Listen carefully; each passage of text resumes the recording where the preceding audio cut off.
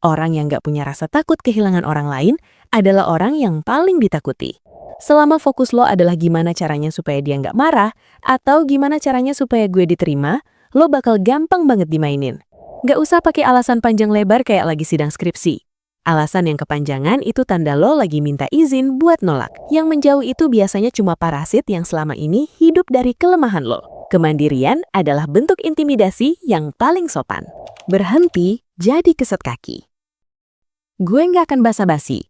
Selama ini lo ngerasa nggak kalau lo itu sering jadi sasaran empuk? Di tongkrongan, candaan paling parah selalu mendarat di lo. Di kantor, kerjaan sisa yang orang lain nggak mau, ujung-ujungnya dilempar ke meja lo. Dan pas lo mau nolak, lo merasa bersalah. Lo takut kalau lo tegas, orang bakal benci sama lo. Jujur, itu capek banget. Tapi coba lo perhatiin. Ada satu tipe orang yang kelihatannya biasa aja. Dia nggak banyak gaya, nggak perlu teriak-teriak, tapi pas dia masuk ruangan, atmosfernya berubah. Orang yang tadinya mau bercanda kasar, mendadak ngerem. Orang yang mau minta tolong nggak tahu diri, mendadak segan. Bukan karena dia galak, tapi karena mentalnya ngirim sinyal garis merah yang jelas. Video ini bukan buat ngajarin lo jadi orang jahat. Video ini buat lo yang udah capek jadi keset kaki dan pengen bangun mental yang bikin orang mikir 1000 kali sebelum macam-macam sama lo. Kita bahas 5 tanda praktis buat set batas tegas tanpa harus jadi orang yang kasar. Poin pertama, berhenti jadi produk gratisan. Lo tahu kenapa barang sampel di supermarket itu sering diacak-acak atau diambil terus dibuang? Karena gratis. Orang nggak perlu usaha buat dapetinnya. Jadi orang nggak ngerasa perlu buat ngehargainya. Nah, selama ini, mungkin lo memposisikan diri lo sebagai produk gratisan itu. Lo pengen semua orang suka sama lo. Jadi lo kasih akses gratis ke waktu lo, tenaga lo, bahkan harga diri lo. Dengerin gue, selama fokus lo adalah gimana caranya supaya dia nggak marah, atau gimana caranya supaya gue diterima, lo bakal gampang banget dimainin. Orang yang nggak punya rasa takut kehilangan orang lain adalah orang yang paling ditakuti. Analogi baru buat lo, jadilah barang eksklusif. Barang eksklusif itu ada harganya. Orang harus punya syarat tertentu buat bisa dapat aksesnya. Mulai sekarang, geser mindset lo. Jangan tanya, kenapa mereka jahatin gue, tapi tanya, kenapa gue bolehin mereka masuk ke hidup gue tanpa syarat.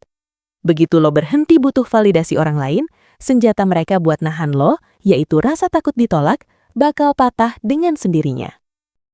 Poin kedua, reaksi lo menentukan harga diri lo. Mental lemah itu biasanya reaksinya keras, tapi gampang dibaca. Disindir dikit, langsung ngegas. Diketawain dikit, langsung baper atau drama. Orang yang gampang meledak itu sebenarnya murah. Kenapa? Karena orang lain tahu tombol mana yang harus dipencet kalau mau ngelihat lo hancur. Mereka tahu remote kontrol emosi lo ada di tangan mereka. Mental yang kuat itu kayak lautan. Lo lempar batu kecil ke gelas, airnya tumpah semua. Tapi lo lempar batu sebesar apapun ke lautan, lautan cuma bikin riak sebentar, terus kembali tenang dan dalam. Kedalaman itulah yang bikin orang takut.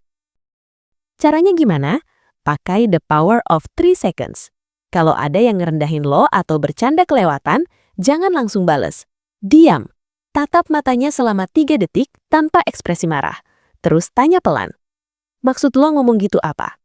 Percaya sama gue, ruangan bakal mendadak hening. Orang itu bakal ngerasa bego sendiri. Lo nggak perlu teriak buat menang. Lo cuma perlu nunjukin kalau lo sadar apa yang lagi terjadi dan lo nggak terpengaruh sama sekali.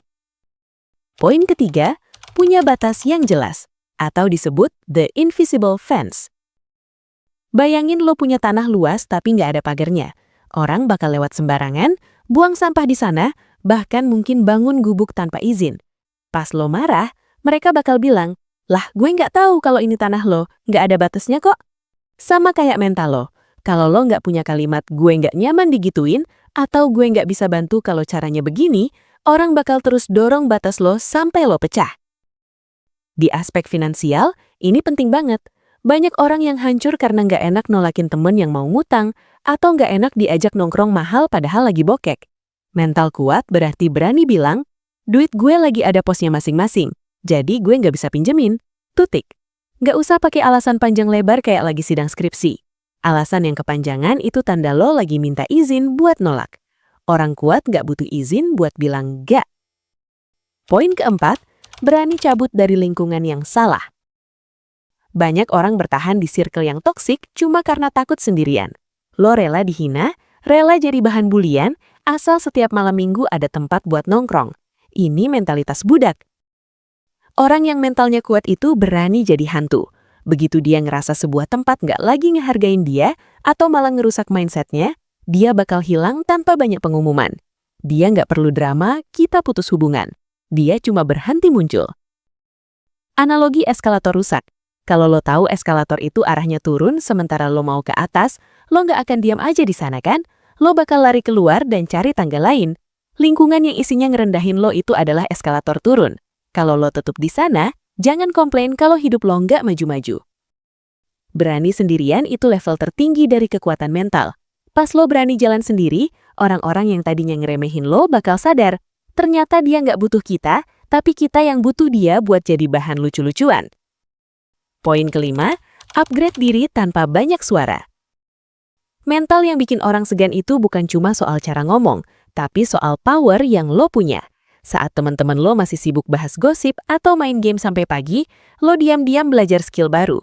Lo rapihin keuangan, lo perbaiki postur tubuh, lo bersihin circle lo. Ini namanya analogi gunung es. Orang cuma ngelihat puncak kecil, yaitu lo yang sekarang lebih keren, lebih mapan, lebih tenang.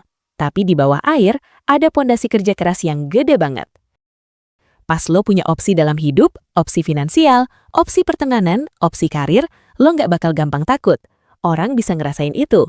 Mereka tahu kalau mereka macam-macam, lo bisa dengan gampang pergi karena lo punya segalanya buat survive tanpa mereka. Kemandirian adalah bentuk intimidasi yang paling sopan. Bangun pagar lo hari ini. Jadi, mulai sekarang, pilih. Mau terus-terusan jadi orang yang baik tapi diinjak-injak, atau jadi orang yang benar dan dihargai. Tegas itu bukan berarti galak. Tegas itu artinya lo tahu nilai diri lo, dan lo nggak ngizinin siapapun untuk nurunin nilai itu.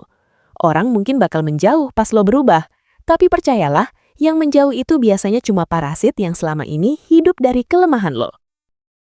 Kalau lo ngerasa video ini ngebantu, coba tulis di kolom komentar satu janji buat diri lo sendiri. Gue berani bilang enggak untuk hal yang ngerusak gue. Gue pengen tahu berapa banyak dari lo yang siap buat bangun pagar hari ini. Jangan lupa like dan share ke teman lo yang mungkin lagi butuh tamparan ini. Gue pamit, sampai ketemu di video berikutnya. Dan tetaplah bertumbuh meski cuma 1%.